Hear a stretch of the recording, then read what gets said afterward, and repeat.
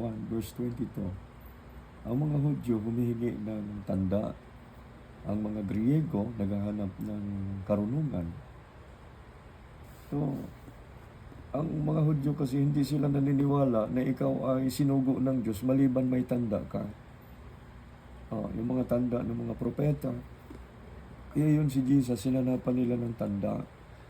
Kaya yung si Kristo ipinanganak, ang tanda yung bituin, at ang pangalawa, ang tanda, sabi ng anghel sa mga pastor, nakahiga sa pasabsaban.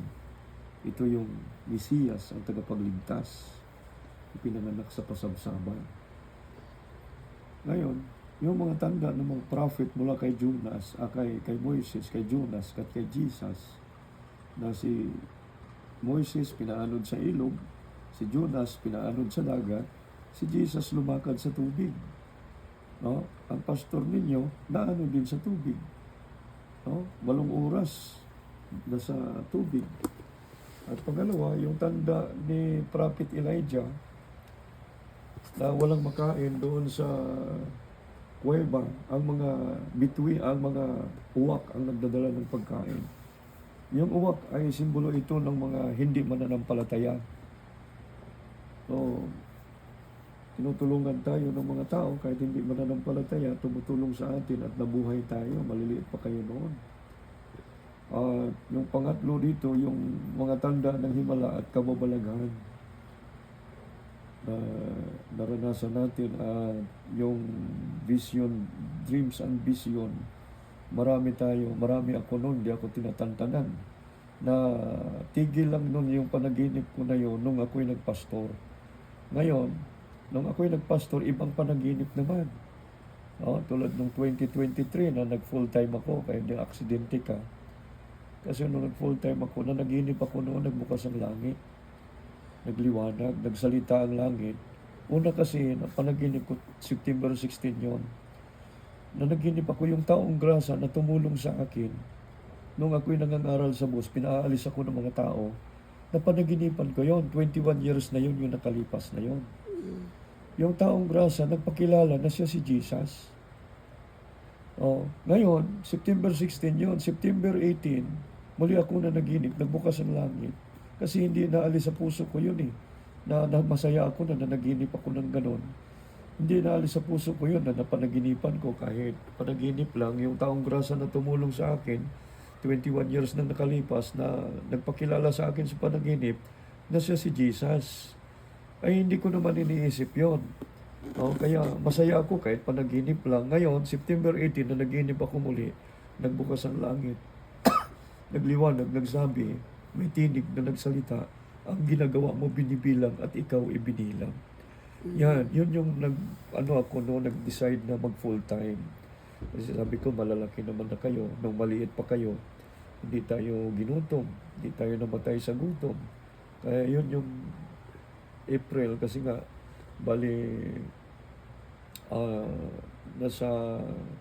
nag full time ako noon, mga October na Dahil, yun nga, nililipat ako sa ayong aking bus, iglesia.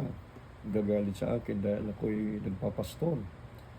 Tapos sabi niya, nililipat niya ako ng trabaho na linggo. Pinadyo-duty na niya po ng linggo. Tapos nakipag-swipe ako ng night shift ako, morning, DDO ako, night ng Sunday, papasok ako. Ayaw niya. Kaya yun yung napilitan ako na huwag nang pumasok sa trabaho. Nag full time na ako sa ministry. Kaya ngayon, yun yung yun yung panaginip ko nga na kasi nga lagi ako na aksidente noon, sumisimplang ako na nagmamadali ako, malayo kasi yung Makati. Lagi ka may sugat, di ba? Oo, simplang ako, nagising ako, nasa loob ako ng ambulansya Oo. Tapos sabi ko, pagising ako, nasa ambulansya ako. Sabi ko, saan niyo ako dadalhin? Sa hospital, sir. Sabi ko, may bayad ba yun? Sabi na, doon na lang po, sir, sa hospital. Ay, kakuwag.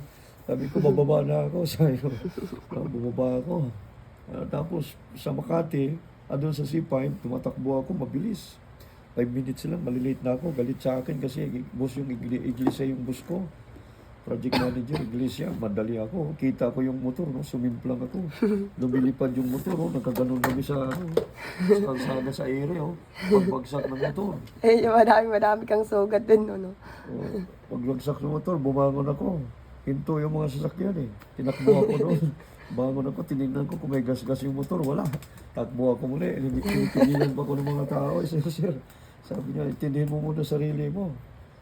85 ang takbo ko noon, 85, 80, ganyan takbo ko.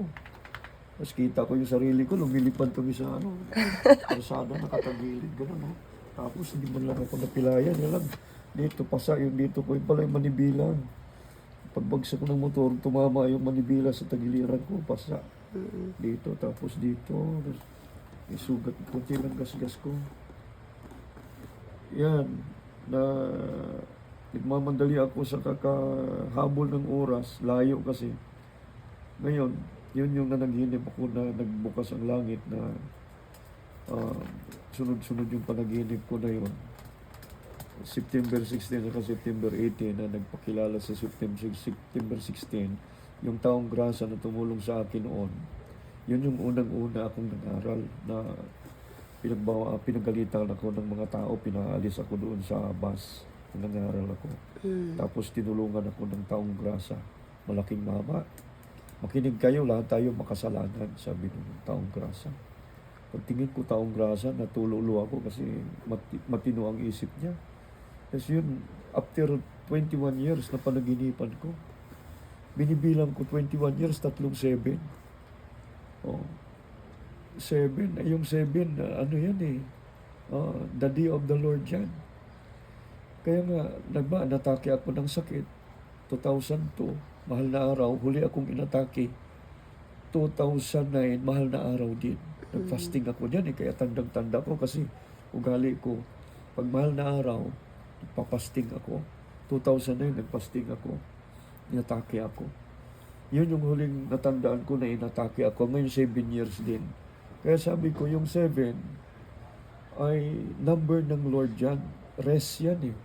Kapahingaan. Kaya sabi ko, naranasan ko ang kapahingaan sa aking sakit, karamdaman. Tapos, naisip ko yung 21 years ay 7 yan. Ngayon, yung taong grasa na tumulong sa akin na panaginipan ko muli. September 16, tapos, yun, taong grasa, nagpakilala niya si Jesus. Kaya, ngayon, iniisip ko, kasi, ang tanda ng mga apostol, kailangan nilang nakasama si Jesus. Kaya nga sabi ni Apostol Pablo, hindi ako karapat-dapat tawaging apostol kasi hindi ko nakasama si Jesus. No? Ngayon, si Jesus, nakita lang niya sa pangitain doon sa bisyon. Alam naman sa Acts chapter 9, kaya nabulag si Apostol Pablo. Ngayon, kung totoo yung panaginip ko na yon, na si Jesus, yung tumulong sa akin, na sa anyo ng taong grasa, ay nandoon ang mga tanda na parang masasabi ko na tinawag ako ng Panginoon para sa ministry. At lalo na, bulol ako. Oo, hindi ako makapagsalita ng R, ng S, K, F, X, V, no? F, ganyan. Hindi ko masasalita yan eh. Ngayon, nabasa lang ako ng Bible, Tagalog. Bagal-bagal ko magbasa noon. Noong gabi na nag-iinip ako, nagsalita ako ng R. Kinabukasan, sinubukan ko, kaya ko na. Doon nagsimula, natuto na ako magsalita. Ngayon si Moises, hindi rin makapagsalita ng maayos yon. Bulol yon. No? Kaya nga kinausap, sabi ng Diyos sa kanya, sino ba ang gumawa sa tao na bingi, pipi, bulag, pingkaw? Hindi ba ako? Kaya sabi niya, sumunod ka. No? Humayo ka, pumaroon ka kay Paraon. No? Pero hindi siya pinagaling ng Lord.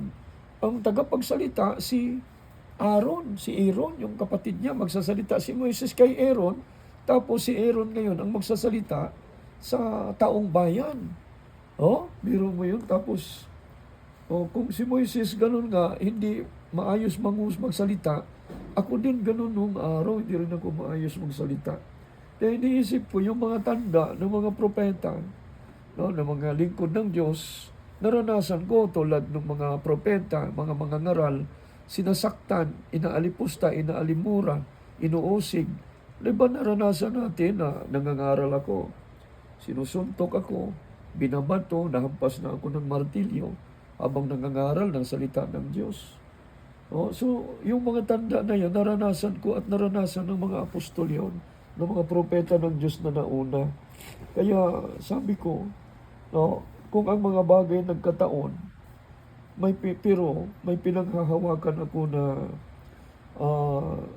parang naranasan ng mga apostol. Kaya malakas ang loob ko na maglingkod kay Lord dahil sa mga tanda at himala na aking naranasan, na nakikita ako na ihahambing ko sa mga naunang mga propeta at mga apostol ng ating Panginoon. Yun ang pinakamahalaga eh. Kasi tingnan mo yung mga alagad ni Jesus. Halos silang lahat ay hindi nakapag-aral. Mga mangingisda lang. Si Mateo, yan, tax collector yan. Yan si Apostol Pablo. Yun ay mga nakapag-aral yan. Pero the rest doon sa 11 na yun, ay hindi nakapag-aral yun.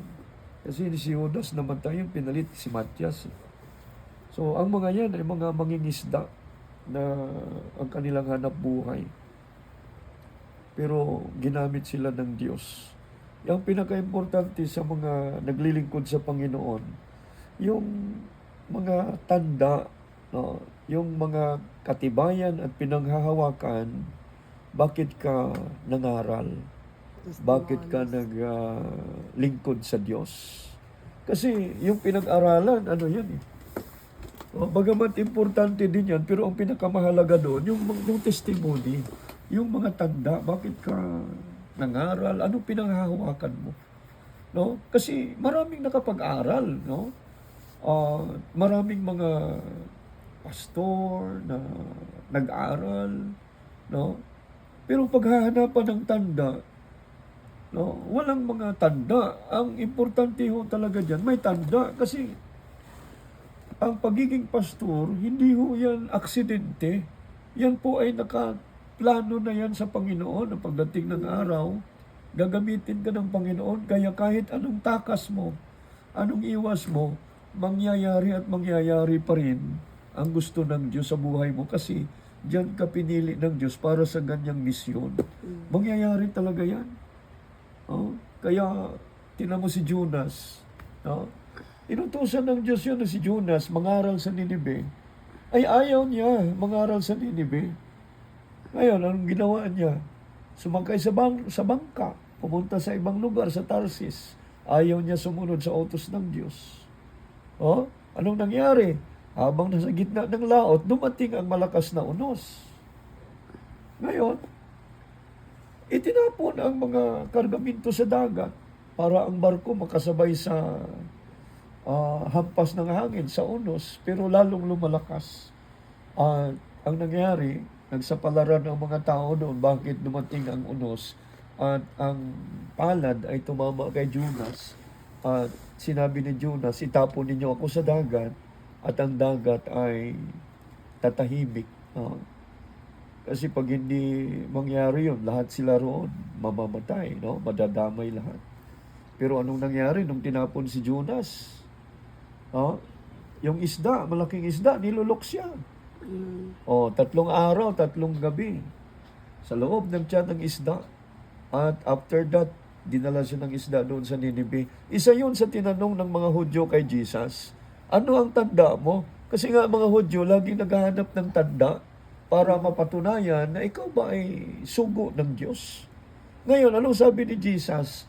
Walang tanda na ipapakita sa inyo maliban sa tanda ni Propeta Jonas. Yan. Kung paano si Jonas, 3 araw, 3 gabi sa loob ng tiyan ng isda, ganun din ang anak ng tao. Ganun din ang mangyari sa akin. Ako ay mamamatay, ililibing, pagkatapos ng 3 araw, ako'y muling mabuhay. Yan yung mga tanda eh. Kasi mahalaga sa mga Hudyo ang tanda para kanilang mapag-unawa na ikaw nga ay sinugo ng Diyos. Hindi yan sila basta-basta naniniwala no, na walang palatandaan, no? Kaya yan yung sinasabi ko, importante sa mga naghahanap ng church, no, sa mga pastor, naghahanap ng pastor, hanapan nila ng tanda. Kasi importante yan eh. Ang mga bulaang propeta, matatalino yan eh, magagaling yan eh. Oh, pero hindi sila mga tinawag ng Diyos, hindi sila mga sinugo ng Diyos. At sinasabi ni Jesus yan, maraming lalabas, mga bulaang propeta pagdating ng araw. No? At may magsasabi pa na sila ang Kristo, bula ang Kristo. No? So bula ang propeta, bula ang Kristo, lalabas yan. No? Ngunit, no, makikilala sila sa kanilang mga bunga. No? Kaya nga, napaka-importante, no, sa isang nangangaral ng salita ng Diyos, yung kanyang testimony at ang kanyang mga ginagawa. No? Dapat kilala natin ang pastor bago natin pagkatiwalaan ng ating paniniwala o kaluluwa na magpastor ng ating kaluluwa. Dapat nakikilala natin, nakikita natin ang kanyang mga gawa, no? Ang kanyang mga ginagawa para huwag naman masayang ang ating paglilingkod sa Panginoon. Kasi marami talaga ang mga pastor din, nagpapatawag na pastor, pero mga impastor, no? Impostor. No? Kaya may kakilala tayo. Pastor, pero ang daming karelasyon na babae. No? So, sa Biblia, Jeremiah chapter 23, no? Verse 11 to 21. Ang ganyang uri ng propeta, ganyang uri ng mga ngaral, nangangalunya, hindi tinawag ng Diyos. Ang Diyos nagsabi doon. Kaya napaka-importante na kilala natin ang mga ngaral, no? Na kasi kaluluwa ang kanyang nililid. Na mamaya, mula ang guro pala yun ng ating mga ngaral. Napakahirap, no? Hindi natin alam. Kala natin totoo at tama ang tinuturo. Tapos mali. Kaya importante yung may tanda, no? Kasi ang karunungan naman, yung edukasyon, madali lang yan. No? Ang importante sa lahat, no? Kasi anong oras man po, ang pag-aaral naman ay walang katapusan yan eh. No? Continuous learning eh. No? Ngayon, ang pinaka-importante dyan, yung tinawag ka ng Diyos. No? Kasi kahit na lahat ng kurso tinapos mo na, pero hindi ka tinawag ng Diyos para sa ganyang ministry, no? O so parang hindi ito mabuti, hindi maganda sa Panginoon. Kaya importante talaga na na may pinanghahawakan ka. Bakit ka magpapastor? No? Ano ang dahilan? No? Kaya ano ang divine calling? May divine calling, may divine intervention ba? Kasi kung feeling mo lang, no, ay iba ho yan, no? Pakiramdam mo lang. Importante, may calling ka. Tinawag ka ng Diyos. Kasi importante ang pagkatawag dahil tulad sa magulang, uutusan mo ang bata. Oy, halika dito, baby, bumili ka ng asin doon sa tindahan. Pagbalik niya, ang dala niya bigas. No? So, sasabihin mo, hindi ba asin ang inuutos ko sa iyo? Bumalik ka doon. No? Bumili ka ng asin, hindi bigas ang pinabibili ko. So, importante talaga, no, na yun na nga, na alam natin, ang ating pastor ay may testimony kung paano siya tinawag ng Diyos upang ipangaral ang Ebanghelyo ng Panginoon. Napaka-mahalaga yan kasi, yan eh, maselan, kaluluwa ang pinag-uusapan dito.